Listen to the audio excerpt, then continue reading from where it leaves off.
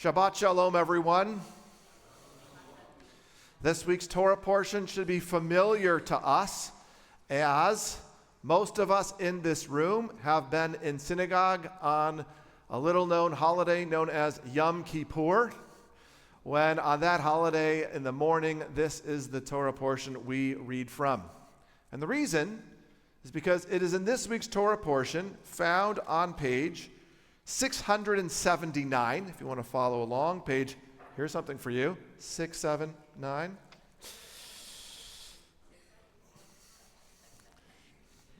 Where are my teenagers when I need them?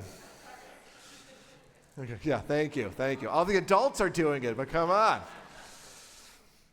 Anyways, it is in this week's Torah portion we learn about, we'll call it the original Yom Kippur, the original plan for Yom Kippur.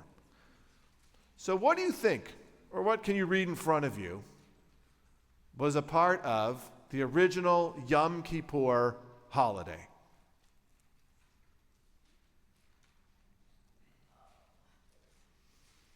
Michal, go for it. Yeah, you can go first. That's okay. We're going to send a goat out into the wilderness. Yes, very good. And we are going to talk about that. And that I'm going to argue is one of the central rituals of Yom Kippur. Okay, and just to be really clear, what happens is the high priest, after he does a couple of things, and I want to hear people have to share, brings forth two goats, grabs two lots, one that says for life, one that says for Azazel, or to God, one that says to Azazel, pulls out the lots and then places on each one's head, whichever one says Azazel has a certain fate, which we're going to talk about. That's one of the central parts of Yom Kippur. What else is a part of Yom Kippur? Yeah, Diana. I think the really huge part, actually, that's the Seir Azazel. It's all kind of a big showstopper, to be honest. But the first thing really is that the Kohen Gadol, the high priest, makes atonement for himself. Yeah. And then his family. Yep. And then it kind of goes, it's like this amazing ripple effect. It's kind of like, take care of your own business, look in your own Beautiful. house first, as the Talmud even says that, before you start looking at other people. Beautiful. So he has to make this atonement. And there's like all kinds of wardrobe changes. He's got whites, and then he's got gold, and when he's in, he's got white, and he's got gold. And there's a lot of washing, and I think like 10 steps, and it's really quite detailed. Yes. The star of the show and the bulk of the text in Aharei Mot, this week's Torah portion, is about the Kohen Gadol, the high priest, and his journey. One that begins with spending a week away from the world. He lives remotely, purification, and then, as Diana said, also an expiation for his own behavior before he then steps forward and offers the Yom Kippur ritual. Very similar to how we celebrate Yom Kippur in this day and age. We've got a high priest secluding himself, and we have goats. What else is in the Torah portion? There is something that the people of Israel have to do.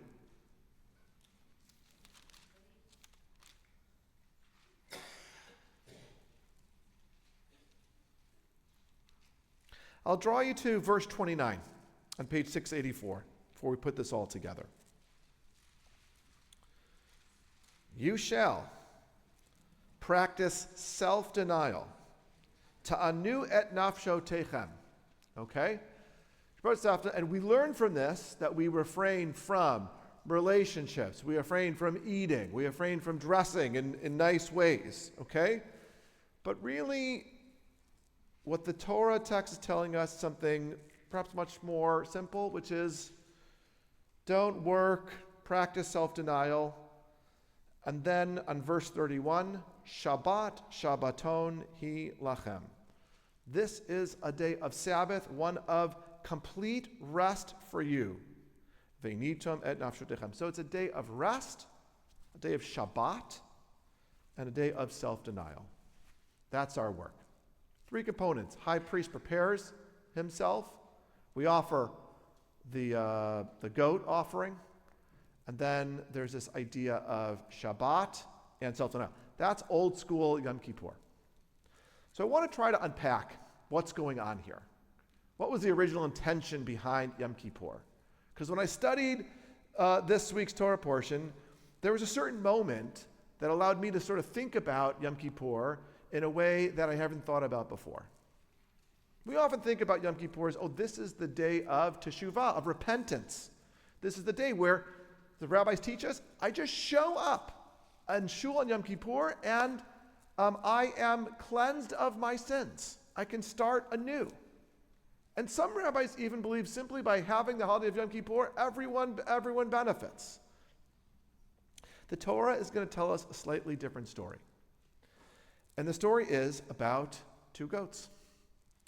And let's find out about these two goats. One is, and by the way, they look the exact same. They've been raised in the same areas. And they are brought forward in front of the entire congregation of Israel. And Aaron takes his hands and he puts the iniquities on them. But most importantly, he grabs two lots. One that is devoted to, that says to God, one that says to Azazel. And he puts, as again, his hands on their head, having taken these two lots. What is really powerful that we often miss is that the moment where the Kohen goes into this bag, and imagine you're watching this. You're watching two innocent goats, okay? And the Kohen puts his hand in, and he's going to choose one that's going to say, that's going to allow one to live, and the other that is going to be either sent into the wilderness or is going to no longer live.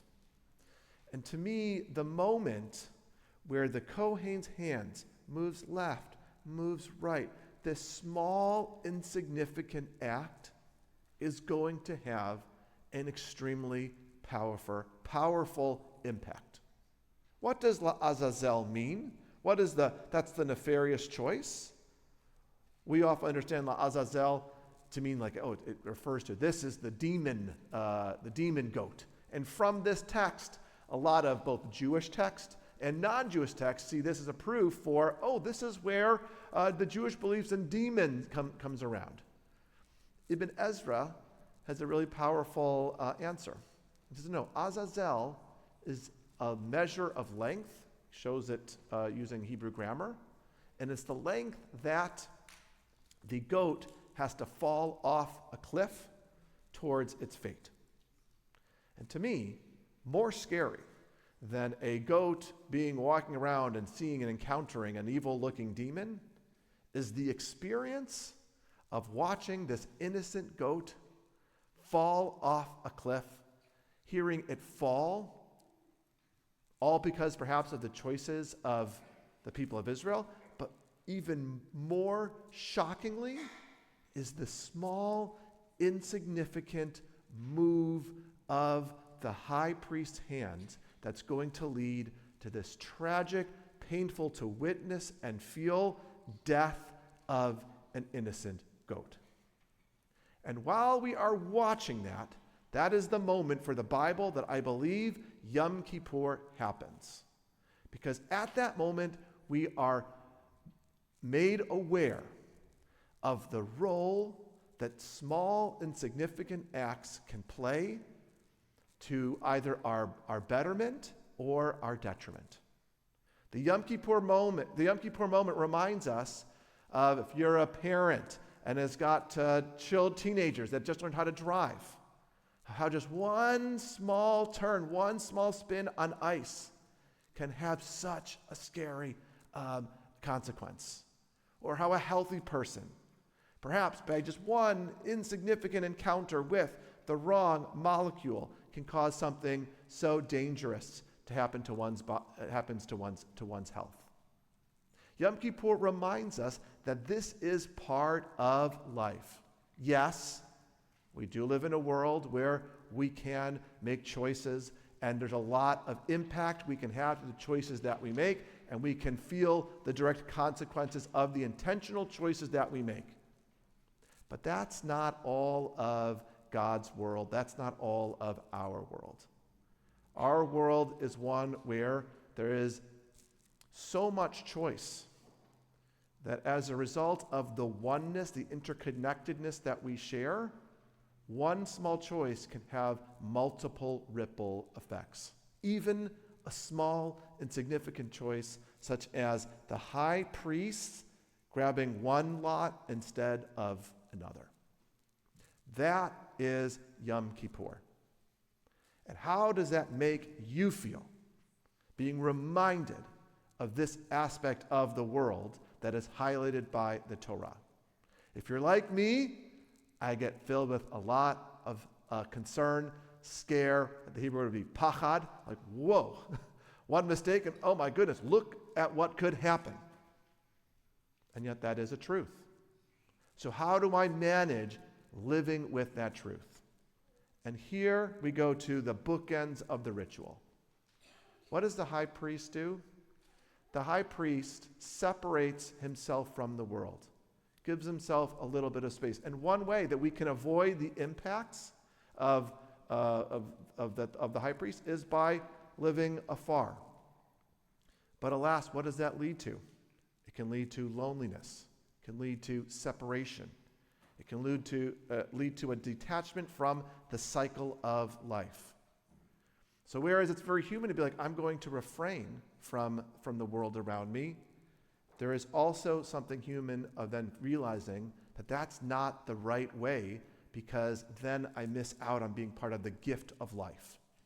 I think that's one of the lessons of Yom Kippur, is that we come together in community to realize our shared togetherness and the sense of connection that we have.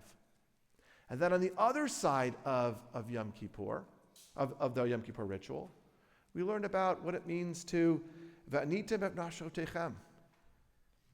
We often describe the fasting that takes place as we're supposed to act like angels. We're supposed to sort of imagine our fate.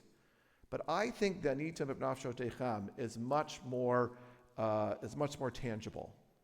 It's the idea of, oh my God, like it's a shock. It's like I'm being frozen, realizing about this truth of life. And sometimes we ignore that, we deny it, and that can lead to an enhanced sense of shock when we do confront it. And Yom Kippur says, wait, pause, because life is fragile, and therefore I can't eat for a second a day, because I am now beholding this very powerful aspect of what it means to live in this world. And then, alas, we have this reminder that Yom Kippur is Shabbat Shabbaton. Yom Kippur is the Sabbath. And I think this is where the power of the day really comes. And by the way, this idea of the Sabbath is we are going to see in the next Torah portion also that we read today, Kedoshim. The first way to be holy is to both honor your parents and keep the Sabbath holy. How do I, if I know that my insignificant choices can have an impact, it's important for me to be mindful of the choices that I do make so that I minimize deleterious or unhealthy consequences. Shabbat is that gift. Not by simply removing myself from the cycle of life, but what Shabbat is, what rest is, according to the rabbis, is separation from melacha, work. The rabbis understand work to be one of 39 aspects, which you can divide into 3 categories. What the things that I do to maintain my clothing, my shelter, my business, and my food. The things that I do to maintain myself in this world. Those are all distractions. And on the Sabbath, what I do is I surround myself with my community, my family, and my loved ones. And I am reminded of what is truly important for me. And in that moment of being surrounded by my loved ones, I then can be more mindful of who I am, what I want to do, what are the choices that I want to make. And instead of abandoning hope and saying, there is no order, insignificant acts can really dominate the world and they're not fair.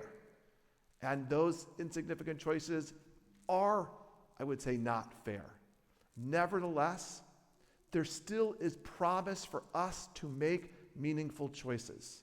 And the challenge is not to be overwhelmed by despair, but rather to have hope in the power that we do have. And Shabbat is a time to be reminded of that very power. Sometimes we underappreciate the role of Shabbat. Well, why do I need to rest? There's so many other things that I can be doing in this world, so many other things that provide me immediate pleasure. And I think we see that because we separate Shabbat from this message of Yom Kippur, that there is randomness. There are moments of insignificance that have lots of impact and power. And instead of abandoning and surrendering to that, I hold on to the fact that no. I need to have time to think about who I am, what is important to me, so that I can then make intentional choices. And never surrendering to that insignificant aspect of this world. The cry of that goat that goes down is not a beckoning for us to be like, well, any one of us could be that goat.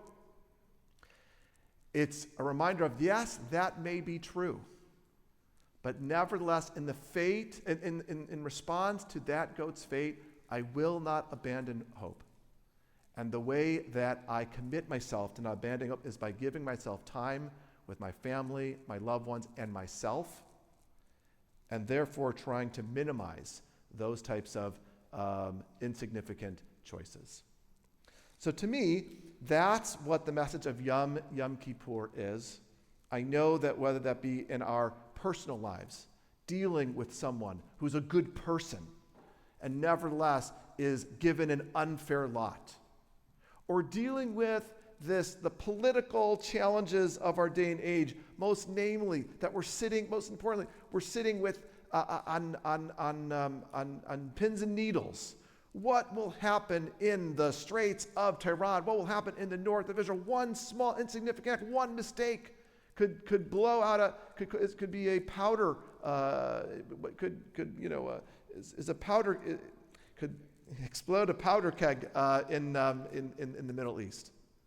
But instead of surrendering to despair, may we be directed to the real goal of Yom Kippur, which is that it should be a Shabbat Shabbaton, a time of togetherness, a time of reflection, and a time from which we can emerge with renewed guidance and hope for tomorrow.